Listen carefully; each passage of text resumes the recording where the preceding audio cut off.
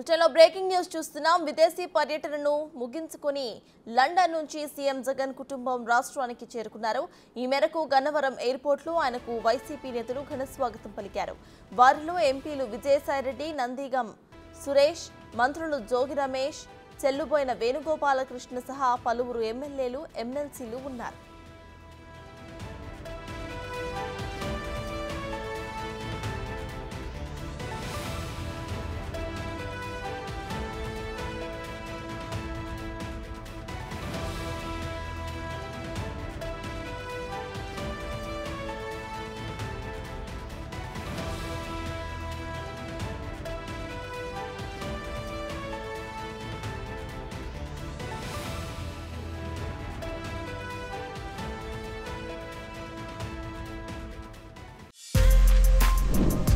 For more videos like this, subscribe Big TV channel.